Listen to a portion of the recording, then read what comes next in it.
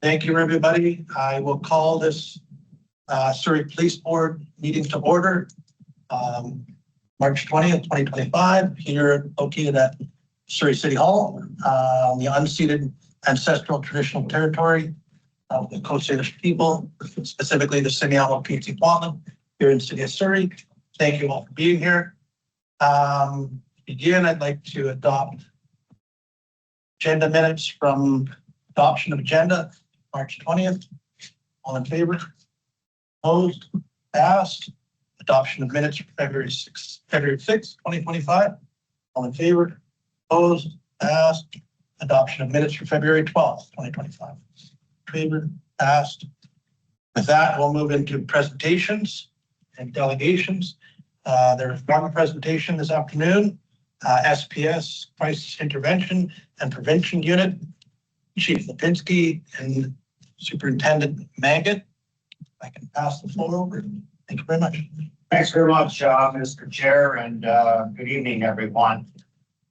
This presentation is in concert with item 5 under the reports, and I'll ask Superintendent Mangat to come up and begin the slide presentation.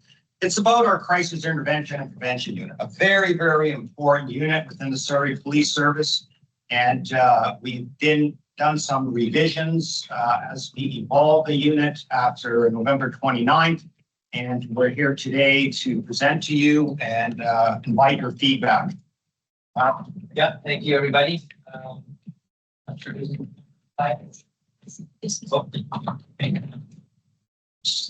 can.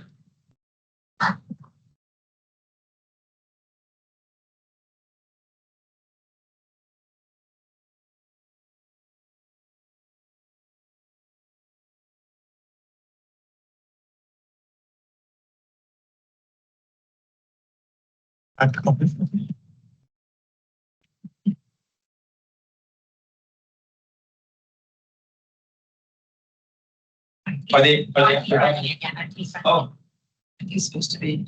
okay. I don't know how that works. I don't. Does anyone else see the slides up there or on your computers or anything? Or? No, we haven't. Sorry. Okay. Like all of these pause? No, that's okay.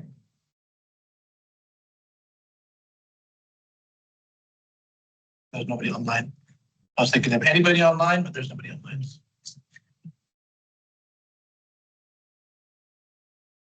Where did he go? I don't. Mary, did you hold on? Oh. The presentation, Dawn. Presentation. Dawn. One more. That's just.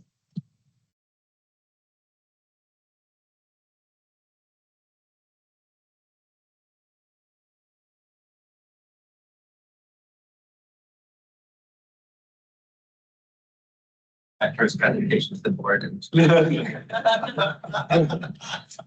Guys look a lot like that. yeah, this is how I plan.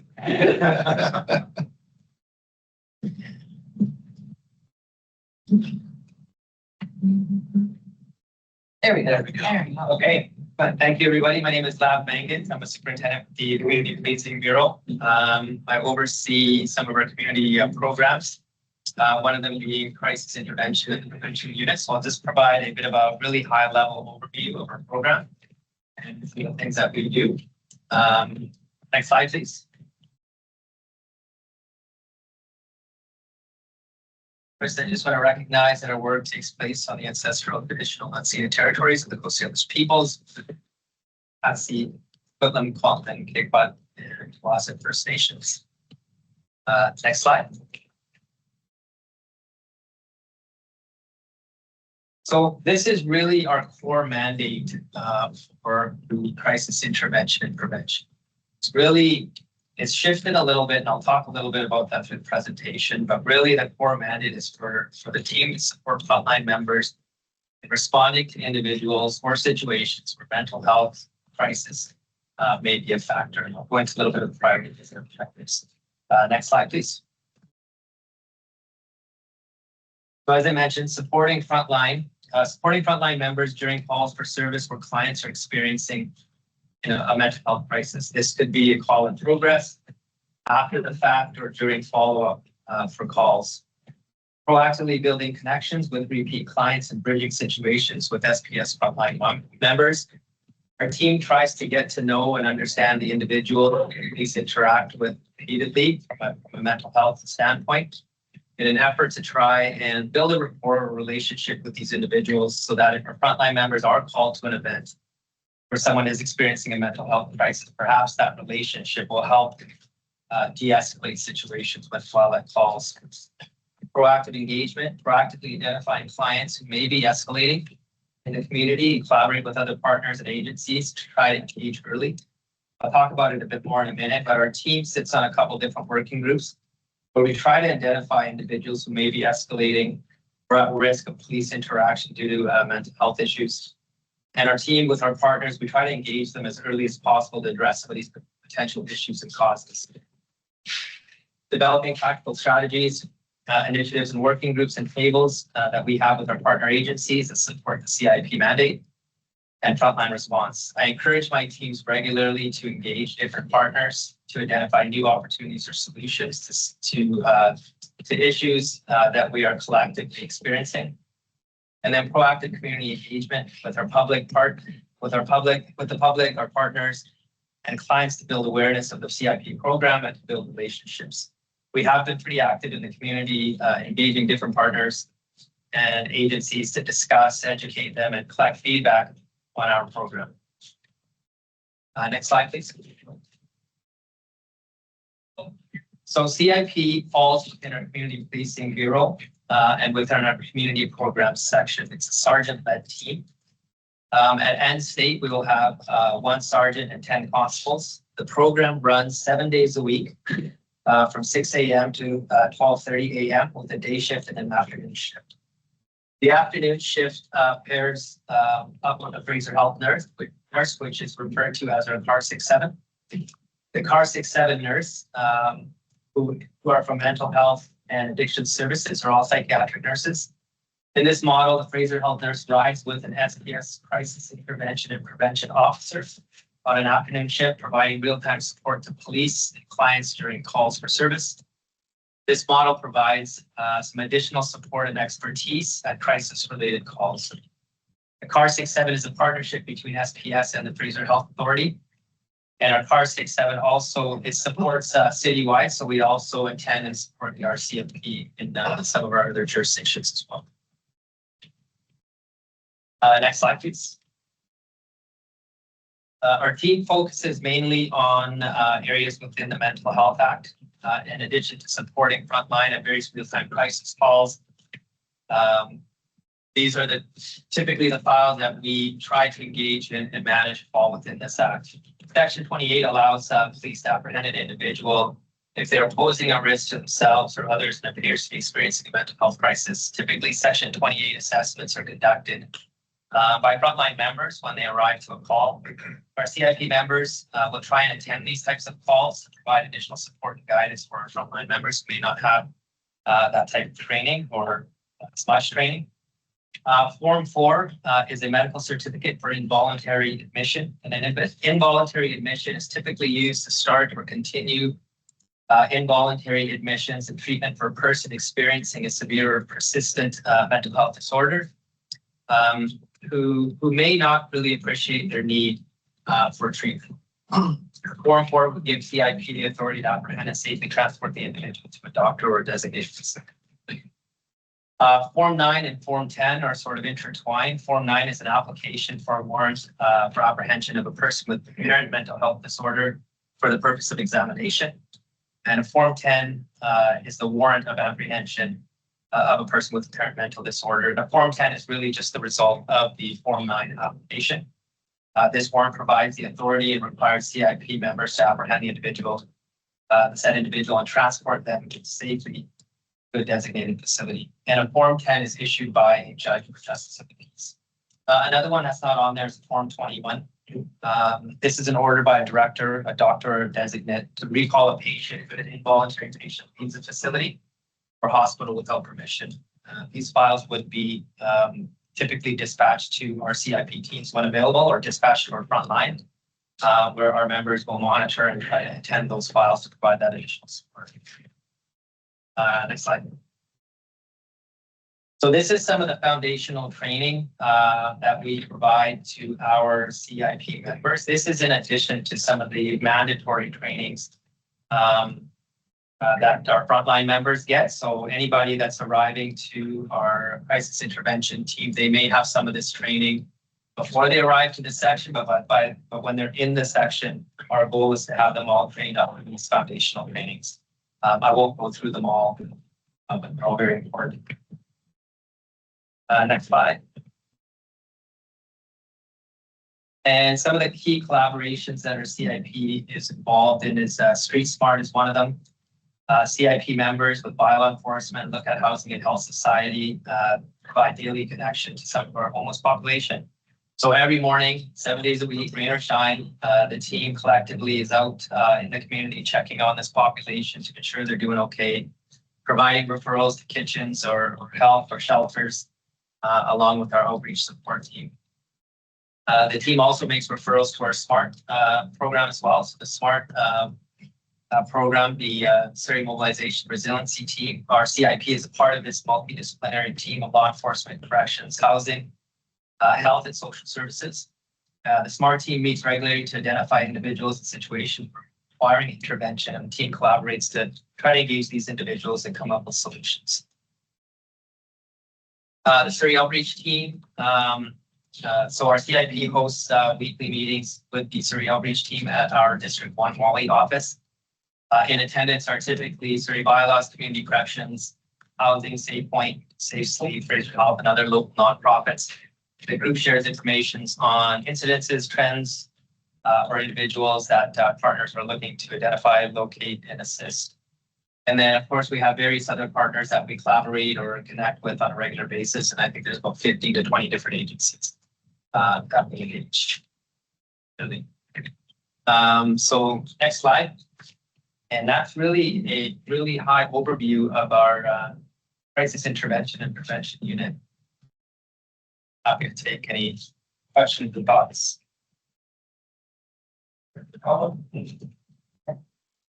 Thank you for the presentation. I have two questions. For the community feedback on the program, like how does that run? How do you get that community feedback? And the other quick question was with the foundational training, how long is that training and who delivers it?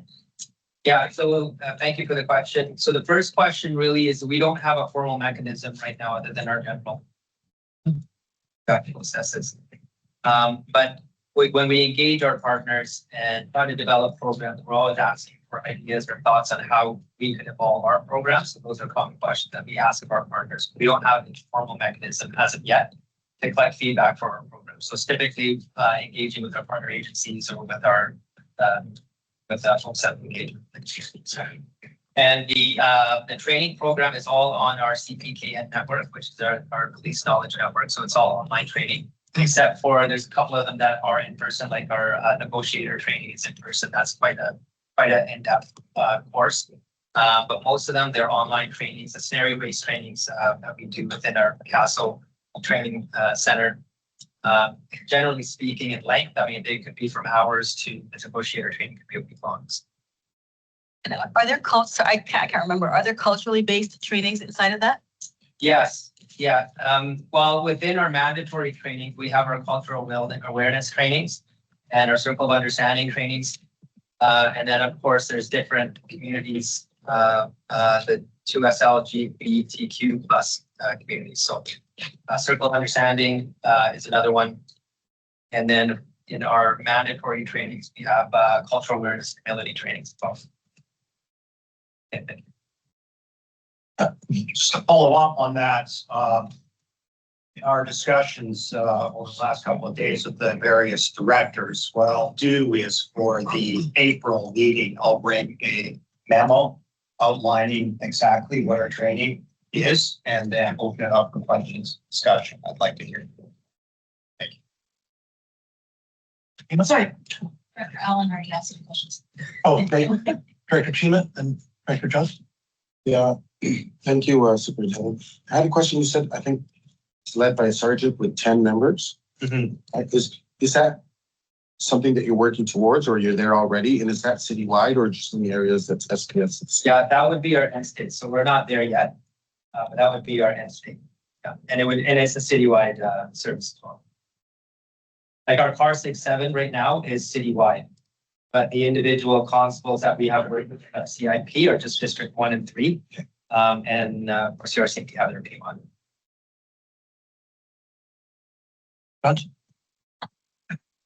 Thank you.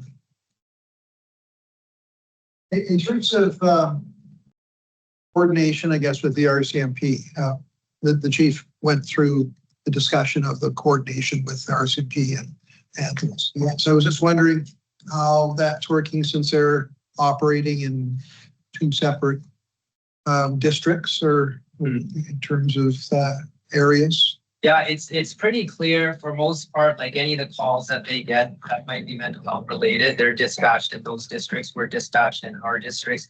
And there are certain facilities that they work with in those districts. And then there's certain facilities that we work with in our district. But we do still communicate with some of the, the facilities that are in District 2. And the team actually collaborates on different files. Like if there's a form that, that lands in P1, they'll connect it. Share that work together. But typically it's except for car 6-7, which is citywide, that services all the city of Surrey, which is dispatched by our OCC. Typically our mandates are performed within each of our jurisdictions. So that's overlaid. 67. That's right. Overlaid. Car 6-7 services all of the city. Yeah. At the request.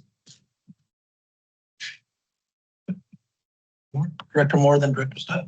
Well, thank you for the presentation. And one of my questions was answered about whether it's 10 constables yet. But in terms of car 67 too, it's citywide, but my experience for years has been that there is such a demand on that. So I'm wondering if I'm thinking that's still quite the same. Yeah, I mean, I think that, we would love to expand that program for sure. I think there's, more conversations to be had in terms of resources and funding around that. But from my perspective with the program, I'd love to see that expand.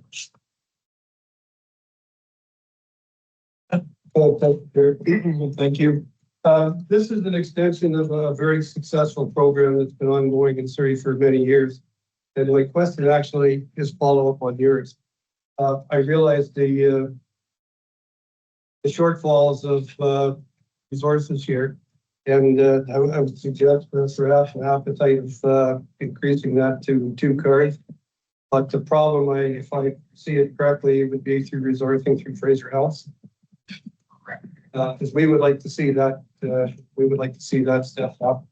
If there's any way that we can accommodate that and facilitate that, but I definitely think there is a need to enhance the program. Thank you. Yeah, I'll take that one, Mr. Chair. I would agree with Director Stutt. I think the data is pointing us in that direction that we have to expand the program. It's one part is obviously SPS resources. The other part is Fraser Health. I think what we'll have to do in the coming meetings is bring forward a proposal and have a discussion here about moving forward on this initiative. I think it's extremely important with the looking at the vulnerable sector and the challenges that some people face and that we as police officers have to deal with on a day-to-day basis to try and help these people out. So we need that front end professional help. So thank you.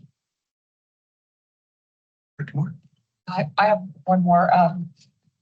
So we operate throughout Surrey, but our locations that we would be calling you from typically are Ted Coon or Highland House or 81st Avenue. And to a T, every constable that's come out and has dealt with a challenging situation, our staff have gone on about how fantastic they've been and what a great job they've done. So I just wanted to share that. Thank you. Appreciate it.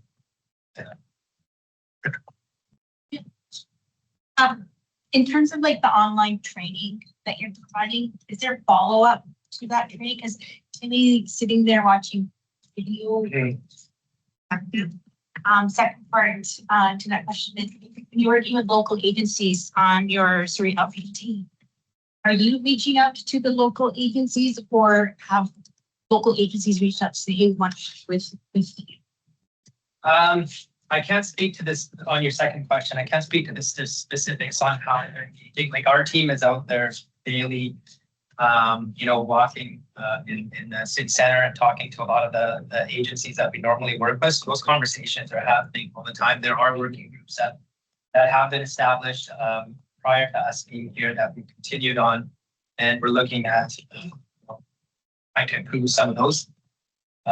In terms of the training question, I think the courses that we have up there there's not like a follow-up course. We do have certain courses that have certain stages, but not ones that is here. And those, but that's definitely something that I think long-term planning that we definitely look at. Before I go to Director Schumann, you mentioned in your presentation EDP. Yes. Sorry, emotionally disturbed persons. What was that? Emotionally disturbed persons. And just a clarify question, do you keep stats on calls, service calls for mental health calls? And do you have a guesstimate on what your ratio is for mental health calls? I don't have the guesstimate on the ratio. Yeah. Like, good. Again, for your follow-up. Yes, generally speaking, Mr. Chair, we'll bring back the data, but the graph is escalating. Director Schumann? Director Schumann, then Director Conlon. Yeah, thank you, Chair. Just wondering, you touching on training around cultural awareness and humility, I think so. Yep. How do you engage or ground shoot that train? Like, is community involved in that training? This one is a set training program, but we do have, like our district inspectors are engaging communities to build on that. Like this is sort of a set program that's within our CPK network. And I know that our district inspectors have engaged with certain communities to start building a little bit more in-depth training programs for our members, having the communities come out and train our members on onboarding and stuff and things like that. So that's not inside the foundational training that we have that I presented on. This is already sort of a set agenda, but we are looking at developing training with the community for the whole of SPS. Yeah, not just CIP. I'll just add on to that, I think Vlad has been referencing some very specific training on CPK related to this role. But I think the board should understand that as we go into all types of training, like I'm specifically thinking of use of force training, we're training different less lethal applications and whatnot, that when we get into a training, it's something we call reality-based training. In that case, we do bring in actors that represent some areas of the community to give that realism response for our members for having the impact, in addition to paid actors as well. So we do incorporate some. Thanks. Thank you. My board comment and question. One of the things that I've been very supportive of since SPS started up has been the emphasis on de-escalation. The training that goes into de-escalation. I think that's very important. And I noticed that was part of the slide presentation, and I first continue with that.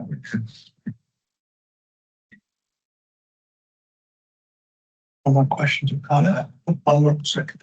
Sorry, just following in my line of the question about training, and maybe this is more so in the an overall general training. Like, there's a beautifully diverse community.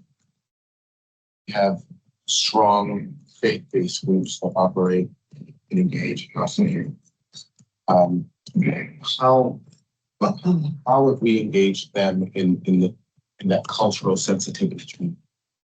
Sorry, maybe this is not directly to you, but just building on what maybe the doctor was saying, is that I'd be interested to know, maybe this is not the appropriate place in the question, but it's something that I would love to follow up on. Yes, I'll start off and if Vlad or the deputy can weigh in.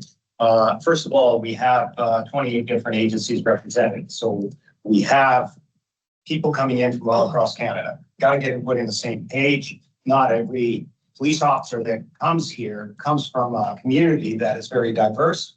Maybe they do, maybe they don't. So we do have that training through our 6 weeks of experienced officer training.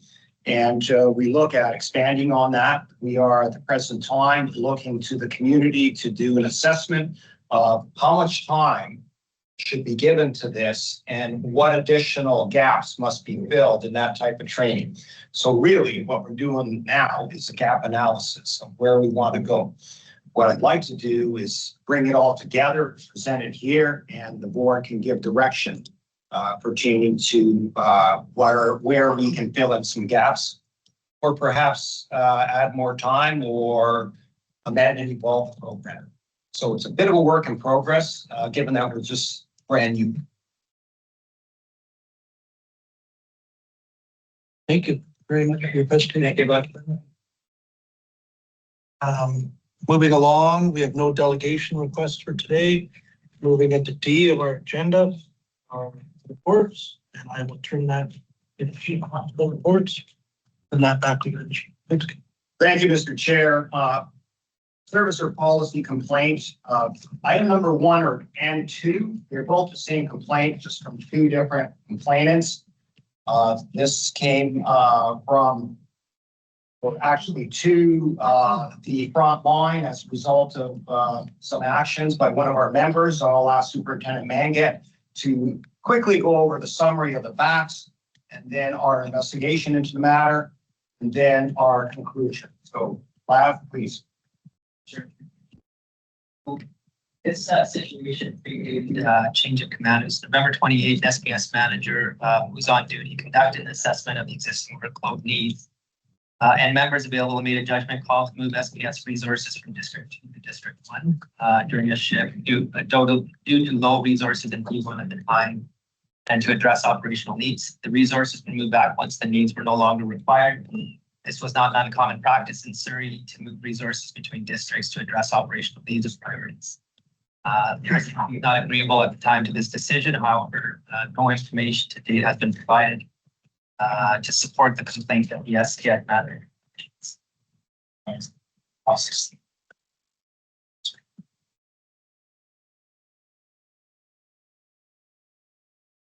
Conclusion in this matter, Mr. Chair, is to move forward in the sense of the complaint has been investigated and assessed, and we determined that it can be concluded here by the board.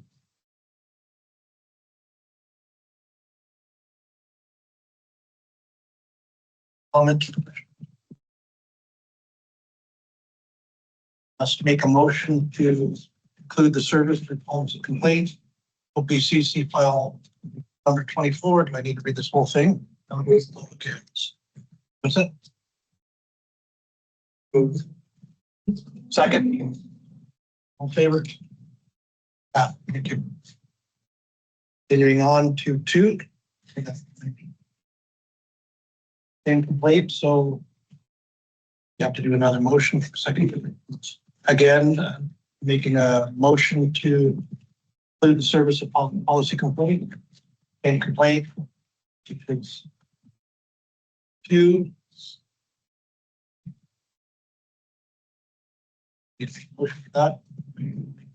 Motion seconded. All in favor? Thank you. On to, moving on to number 3. Thank you, Mr. Chair. This is a bit of an unusual complaint, but one that is important for us to address. It was a situation where there was a traffic fatality and the deceased was covered by, I'll call it, emergency blankets. And there was some people, an individual that saw the individual still lying there underneath the blanket, felt it was traumatic, which is totally understandable. And so the complaint came to the board. This, in fact, turned out to be an RCMP investigation, which we passed on to them. But we had a review of our own files to ensure that what the complaint was looking at, what the issue was being addressed by the SPS. And what you'll find in the correspondence is our policy everything from crime scene management, through victim and witness management, and some of the training, et cetera. And most importantly, some of the equipment that we have in the back of the full vehicle. We feel that should that occurrence happen in SPS jurisdiction, that we could adequately address it. And so the recommendation here is that in reviewing our policy, that we meet the threshold of addressing the situation should it happen with SPS members. This complaint involve SPS, Chief? No. But it was an inquiry that came to us, passed on to the RCMP, but it was, in my view, it was necessary to reflect on our own policies to ensure that we cover all.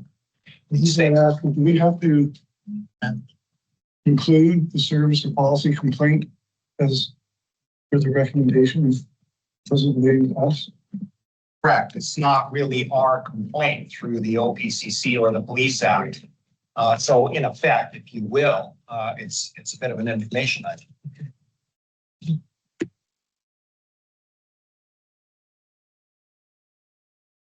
All right, I guess I have one question. So is the ask for the vehicle equipment and the training, is that what the ask is? Report? That's how I read it. Yes, because there was an added layer of complexity because it was processed as a service or policy because of the ones without notification. So it's we're asking to dismiss it with reason. But in the meantime, there was the secondary review that she did. No, wasn't us an SPS file. Yeah. So the board's decision is based on completing the service or policy complaint and then just receiving what the chief has done for information. Oh, Yeah.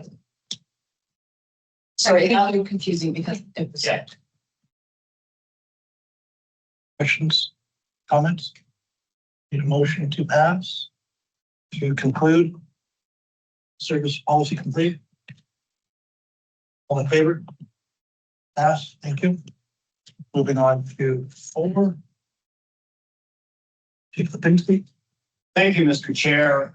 District 3 Investigative Services staff completion. So as we know, we are overseeing 2 areas of the city, Wally and Newton. It's known as District 1 and 3. In District 1, we took over both the frontline and investigative portion. In District 3, we took over the front line. The RCMP assisted on the investigative portion, and Deputy Prosek will now inform the board pertaining to our fulfillment of the investigative portion in District 3. Sweet. As the board is aware, on November 29th, the SPS is staffed up properly and sufficiently on the front line. However, there were gaps within the investigative services. As a result, the RCMP support unit agreed to carry some investigative functions in District 3. We had sufficiently staffed to handle any investigations in District 1, but with respect to Newton, we had asked for support from the RCMP for the first quarter of 2025, and that would give SPS opportunities sufficiently staffed and get to a place where we could take all investigations in District 1 and 3. And on March 7th, we achieved that. And with one exception, which is our criminal collision investigative team. So this is the team that actually reports up to Superintendent Mangat, which handles very serious traffic collisions, including fatal MVIs. That is one unit that we will continue to rely on the RCMP contingent for the time being until we are able to staff that unit. Outside of CCIT, SPS has conduct of all investigative functions in District 1 and 3. You've heard about Sophie's Place. I'll just note as a footnote, we are not physically in Sophie's Place. We're not going to send our investigators to Sophie's Place, the location, until the RCMP, till we feel that we are sufficiently staffed and the RCMP can demobilized from that area. However, our teams do have conduct of those investigations for District 1 and 3. We just don't have, we're not physically located at that office, but we do have conduct investigations and we have full access to that office and can leverage the resources that are there. Questions? Comments on that? Thanks. You mentioned the criminal collision team, nursing youth handling that, and that's for the whole Surrey. And we have, as I understand it, with the traffic enforcement and impaired driving team, the SBS, that's also for all of Surrey, as I understand. Yes, and I'll ask Lab to comment on that. Yeah, that's it. Our road safety section is citywide, except for the CCIT component. Director Stutt? Yep, thank you, Chair. With regards to the traffic investigation team, you're still utilizing the RCMP. Perhaps for the edification of the board, you can explain the sophistication of that. That it's not merely attending accidents. That it's based on the major case management principles and serious crime principles. So you would have some of those within your, within your district now. But it's a different level of investigation. So my question would be, when do you expect to have members trained to that caliber for taking over particularly fatal accidents? Precisely, directors, that area of investigation requires specialized training, skills, and equipment. And I'll ask Lab to respond further because he receives that area. Sure, thanks, Deputy. We are actively seeking CCIT trained members. It's not easy to find or identify members that are fully trained in CCIT. There's different levels of training, but to your point there, Director, that we've identified some folks with major crime backgrounds or road safety backgrounds that are interested in CCIT. And we still have to look at getting them developed and trained to the level that we are at a place where we can deploy them. So we are in progress. I can't put a date to it yet because there's still some training to be had, but I think some of the investigative skills that we identified, but there's still training components. It's very difficult to identify fully trained CCIT members to come to a department. That's for challenging. Thank you again, Chair. With regard to Sophie's Place, certainly that is a need for very sophisticated investigators, very talented investigators with unique skill sets. My question is, I appreciate that you're contributing to Sophie's Place with respect to zones 1 and 3, but these investigations involve vulnerable children. The question would be, I mean, obviously, some of these investigations are going to cross borders, like the child might go to school in District 1 and he lives in District 3, or pardon me, the child might go to school in District 1, its family is in District 2.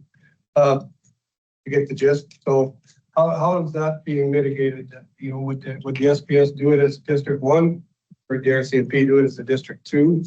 And how long will that, take to fill that void as well? Given the sensitive nature of the investigations. Thanks for that question, Director. I'll first provide some context that this situation with Sophie's Place is different than it is with CCIT. So Sophie's Place, we are not wanting in terms of the experience or skills or training. We do have the investigators who have the requisite training and experience.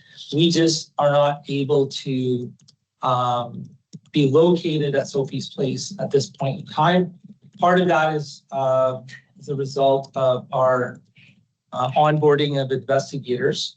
So we do have people who may not be attached to the child protection team per se, which is the team that will work out of Sophie's, but they are working within that section, special investigation section. So they are available to take on those files.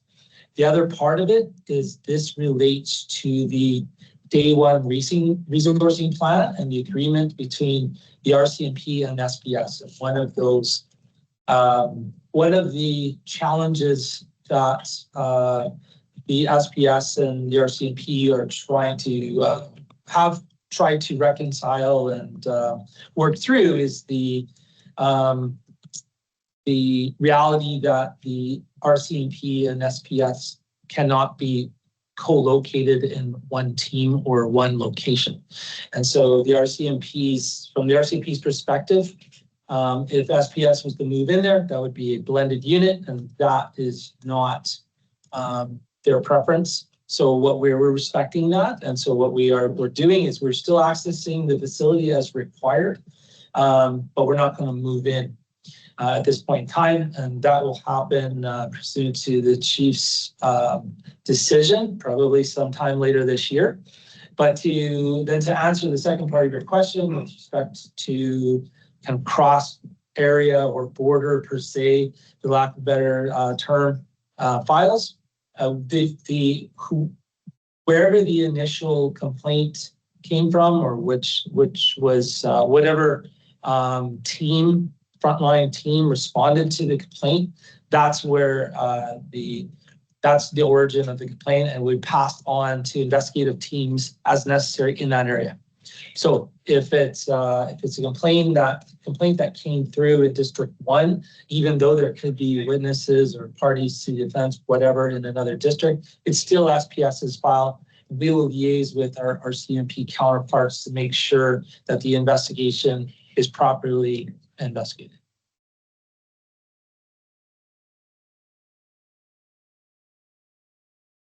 Are we looking to eventually get into Sophie's Place, or are we looking to partner with a different organization? We will be in Sophie's Place later this year.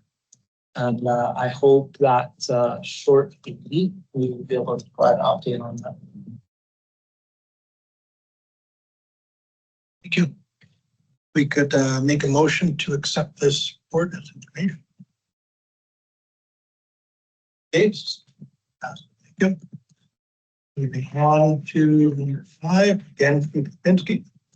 Yes, thank you very much, Mr. Chair. We dealt with this already through the presentation. If there's any other questions, Bob can assist in answering.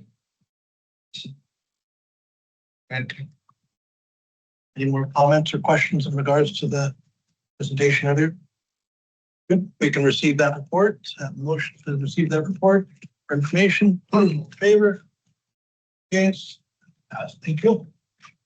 Moving along to number 6 is the chief's verbal updates. Thank you. Short update, but a very positive one. Here are presently just over 500 police officers. On Friday, 11 recruits graduated, which is to say they finished all the requirements of the Justice Institute of BC, so they will be deployed to the front line, and that's a big plus. I'm also happy to report that starting at the end of this month, there will be 29 experienced officers that will be going through 6 weeks of training. And thereafter will be deployed throughout the organization, not just the front line, but throughout the organization. And so at the present time, our recruiting is strong and we're on track for our 2025 budget submission, which is 140 police officers all in, and new recruits and experienced officers. I'm also happy to report that the Justice Institute of BC will be increasing their class size. I think I mentioned before that presently the class size is 64 recruits, and they're going to be going to 94 as a result of the provincial budget that was put forward in the beginning of March. That is very good news for all chiefs in the Lower Mainland and the island.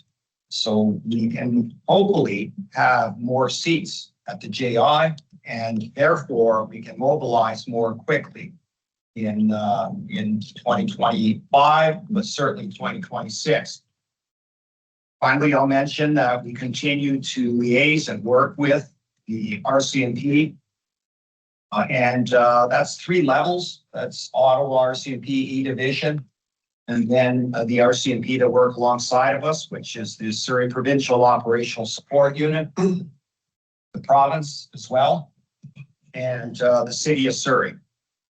And the meetings are weekly, and we are now just putting final touches or evolving the mobilization, demobilization plan, which is the resourcing plan going forward. It's a lot of work, a lot of detail, but Mr. Chair, the transition is moving forward.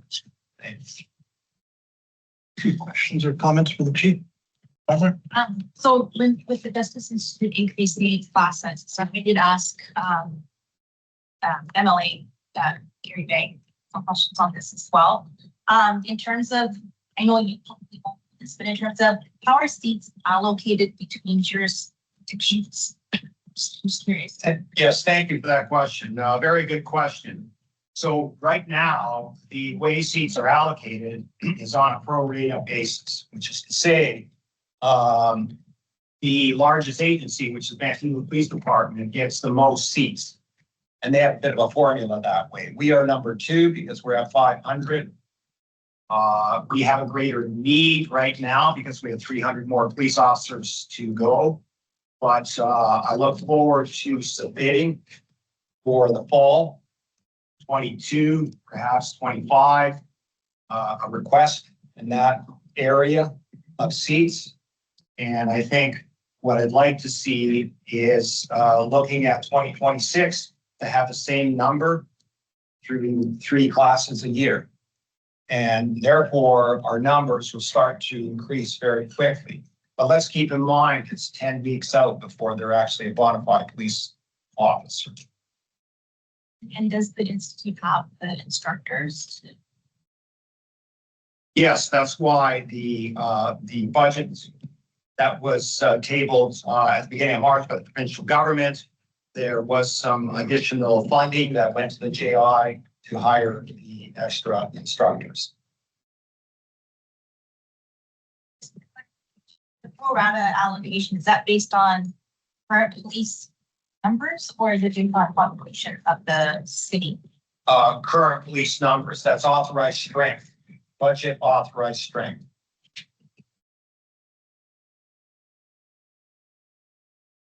Any more questions, comments? Thank you very much for your update, chief. No motion for that. Yeah, we need to receive the report. No. Moving along to E, there is no new information. Moving along to F, there's correspondence, a letter from ADM Lewis. I will turn that over to Melissa. This was referred to, sent to the board, for me and also to the chief. I think it really relates to the report that you received on District 3. And I don't think there's much more to say about it. Just some questions. It probably could have been attached as a correspondence I should have. Any questions or comments from the board in regards to the correspondence from ADM Lewis? Need a motion to receive. We can get a motion to receive. All in favor? Opposed? Thank you. Moving along to new business. No new business. There's no public online. Do we have any public online?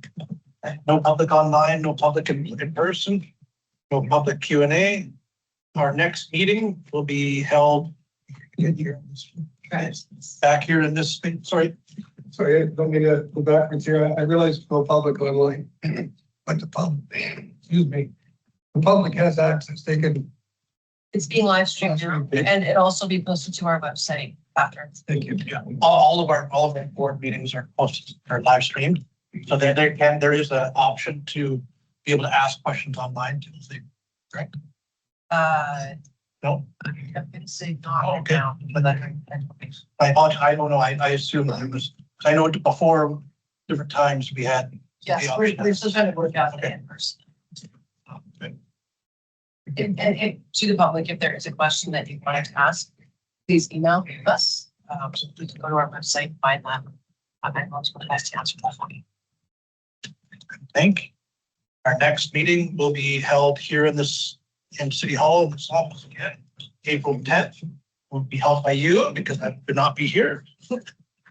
And with that, I will make a motion to go into closed. Once again, thank anybody that was online. All in favor? Opposed? Thank you very much. With that, I will adjourn our Surrey Police Board regular open meeting. Thank you very much. And 10 minutes, yeah. And then, oh yeah, I got it wrong. I know, will the jack. So we will take a quick, maybe a 10-minute break back here at 5 o'clock sharp. Very good maps. Yes, we have some. Oh, we did.